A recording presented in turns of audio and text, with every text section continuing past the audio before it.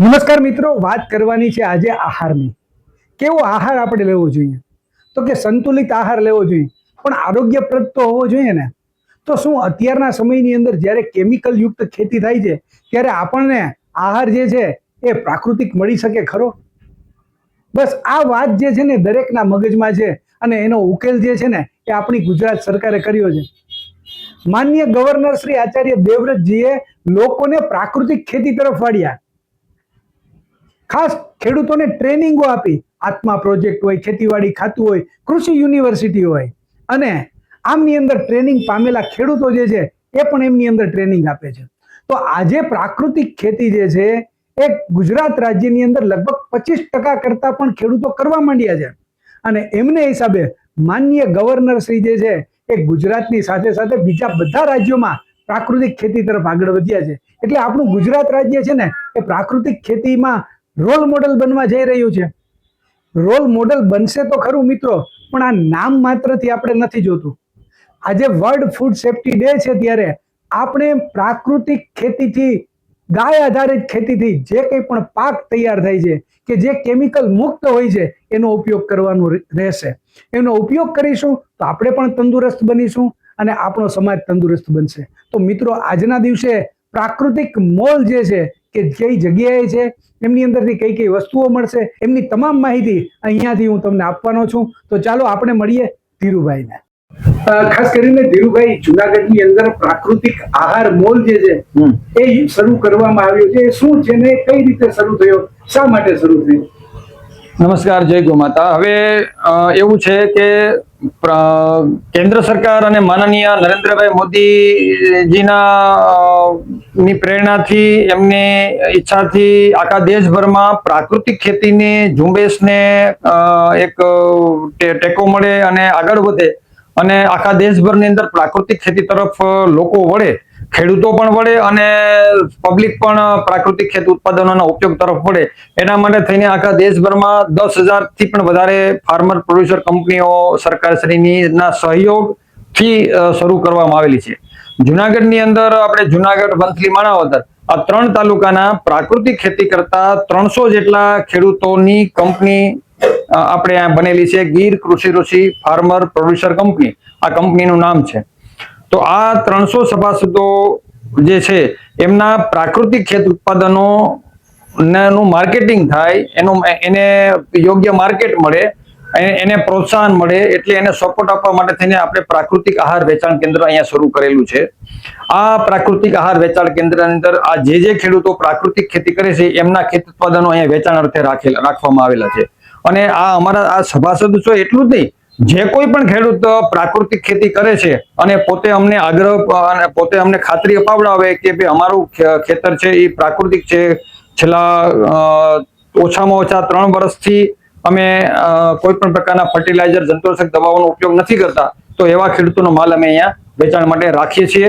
અને માર્કેટિંગ યાર્ડમાં જે કાંઈ ખેત પેદાશોના જે ભાવો ખેડૂતોને મળે છે એના કરતા ઓછામાં ઓછા 10 થી 15% ભાવ વધારે આપી અને અમે ખેડૂતો પાસેથી માલ લઈએ છીએ અને પબ્લિકને માર્કેટ ની સમકક્ષ ભાવમાં અમે લગભગ આપીએ છીએ કે જેથી ખેડૂત પબ્લિકને પણ સારું તંદુરસ્ત અને પોતાના સ્વાસ્થ્યની તંદુરસ્તી માટે સારામાં સારું યોગ્ય ખેત ઉત્પાદનો મળે, પ્રાકૃતિક ખેત ઉત્પાદનો મળે અને સરળતાથી એમને ઉપલબ્ધ થાય અને ખેડૂતોને પણ પ્રોત્સાહન મળે.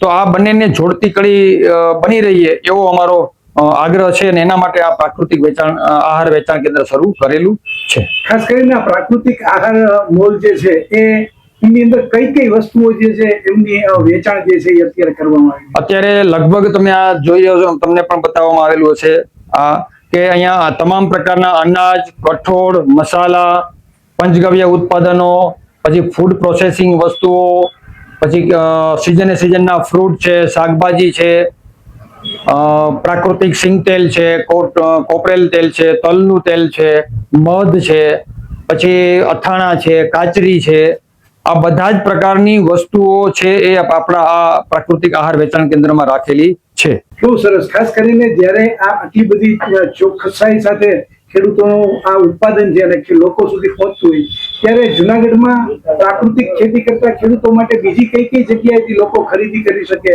એવી પણ કોઈ જગ્યાઓ ખરી? હા, એના માટે ખાસ તો સરદાર બાગની અંદર જે ખેડૂત હાટ છે દર રવિવારે સવારે 7, 7:30 થી લઈને બપોરે 12:30, 1 સુધી દર રવિવારે હોય છે, અને કલેક્ટર ઓફિસે બપોર પછી 4 વાગ્યા પછી હોય છે. આ બે સ્થાન એવા છે કે જ્યાં પ્રાકૃતિક ચીજ વસ્તુઓ એને પબ્લિકને ઉપલબ્ધ થાય છે. ખાસ કરીને ધીરુભાઈ, અત્યારે પરિસ્થિતિ એવી છે કે લોકો જે છે એ કેમિકલ યુક્ત થી ધીમે ધીમે પ્રાકૃતિક તરફ વળી રહ્યા છે, ત્યારે એ લોકોને તમે શું કહેવા માંગો છો? કઈ રીતે તમારા સુધી પહોંચવું જોઈએ? હું આજના દિવસે એટલો એક સંદેશ આપવા માંગુ છું કે દરેક વ્યક્તિએ પોતાના સ્વાસ્થ્યને મહત્વ આપવું જોઈએ. દરેક વ્યક્તિ, અને આખા વર્ષભર, હું તો એટલું કહું, અમે કેલ્ક્યુલેશન પણ કરેલા છે કે આખા વર્ષભરના તમામ અનાજ, કઠોળ, મસાલા, તેલ છે, આ બધી જ વસ્તુઓ જો પ્રાકૃતિક રીતે ઉત્પન્ન થયેલીનો ઉપયોગ કરવામાં આવે તો આખા વર્ષનો જો હિસાબ કરીએ તો 20-25 હજારથી વધારે ખર્ચ વધતું નથી. પણ એની સામે આખા પરિવારની તંદુરસ્તી ખૂબ સારી બનતી હોય છે, અને એના કારણે બંને રીતે ખેડૂતોને પણ સારું પ્રોત્સાહન મળે અને પરિવારનું પણ સારું સ્વાસ્થ્ય જળવાય. તો આના માટે થઈને મારો તો આગ્રહ એવો છે કે દરેક વ્યક્તિએ, દરેક પરિવારોએ આ વિચારને મહત્વ આપવું જોઈએ અને પ્રાકૃતિક તરફ વળવું જોઈએ. ધીરુભાઈ, છેલ્લા લગભગ 3 વર્ષથી આ પ્રાકૃતિક આહાર મોલ ચાલુ છે, ત્યારે કેવો રિસ્પોન્સ લોકોનો મળી રહ્યો છે અને આવનાર ભવિષ્ય કેવું રહેશે? ધીમે ધીમે લોકોની અંદર અવેરનેસ વધતી જાય છે, જાગૃતિ વધતી જાય છે, અને આજે સમજો ને કે પેલા વર્ષે અમારું પ્રાકૃતિક આહારનું જે વેચાણ હતું એના કરતા અત્યારે લગભગ 10 ગણું વેચાણ વધી ગયું છે. અને લોકો હવે અવેરનેસ આવી ગઈ છે, એના કારણે સામેથી ફોન કરી અને પૂછતા થયા છે, આવતા થયા છે, અને કસ્ટમરનો ફ્લો પણ ઘણો વધતો જાય છે ધીમે ધીમે. એટલે ઘણી જાગૃતિ તો આવતી જાય છે, પણ હજી વધારે જાગૃતિની ખાસ જરૂર છે. અને આનાથી એક બીજું મોટું પુણ્યનું કામ પણ પબ્લિક દ્વારા અને બધા ખેડૂતો દ્વારા પણ થઈ શકે છે. અત્યારે ગાય આધારિત જે ખેતી છે, પ્રાકૃતિક ખેતી, જો આ પ્રાકૃતિક ચળવળ જે છે એ જો જેટલી વધશે એટલું સામે ગૌ વંશને બચાવવાનું, ગૌ વંશના ઉપયોગનું કામ પણ બહુ મોટું થશે. આજે પંચગવ્ય છે, તો એની એક ટૂંકમાં વાત કરી દઉં તો પંચગવ્ય છે એ તમામ પ્રકારની એટલું બધું જબરદસ્ત ઉપયોગી છે કે કોઈ પણ પ્રકારના બીમારીની સારવાર પંચગવ્ય ચિકિત્સા પદ્ધતિ દ્વારા સારવાર થઈ શકે છે. તો ગાયો હશે તો આપણે એ કરી શકશું, અને ગાયો તો જ બચશે કે જો પ્રાકૃતિક ખેતીનું પ્રમાણ વધશે. તો ગૌવંશને બચાવવા માટે પણ પ્રાકૃતિક ખેતી ખૂબ જ જરૂરી છે. નમસ્કાર, મારું નામ સુદિત્રા ઈશાન છે. હું અત્યારે તમે જે પ્રાકૃતિક આહાર મોલની મુલાકાત લીધી હતી ત્યાં હું ખરીદી કરવા આવ્યો છું. હું અહીંનો ગ્રાહક છું. હું છેલ્લા ઘણા વર્ષોથી અહીંયાથી વસ્તુ લઉં છું. એમાં મને જે ખૂબ જ વસ્તુ પસંદ છે તે છે આ ગાયનું ઘી. આ ગાયનું ઘી એટલું શુદ્ધ છે કે મને પહેલા શરદી ખૂબ જ રહેતી, એ શરદી મને આનાથી મટેલી છે. એટલે કે આ ગાયનું ઘી પ્યોર છે, અને આ ગાયનું ઘી ગાયના દૂધમાંથી બનાવેલું છે. જે ગાયનું દૂધ છે તે પણ ગીર ગાયનું દૂધ છે. આ ગીર ગાયનું દૂધ આપણે ગૌશાળાએ મળે છે. હું પોતે ખુદ ગૌશાળાએ મુલાકાત લેવા ગયો હતો.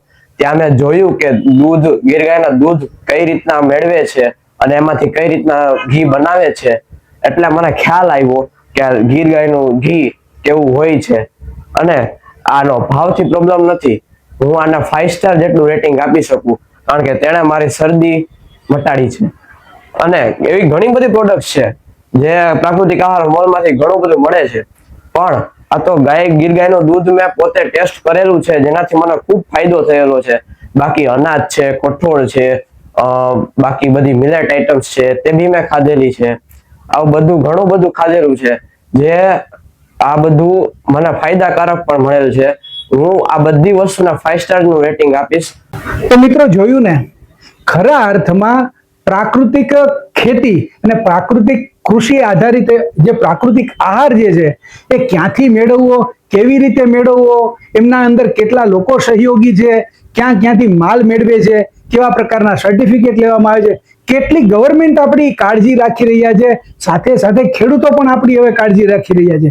ત્યારે હવે આપણી જવાબદારી બની છે કે આપણે પણ ખેડૂતોની કાળજી લઈએ.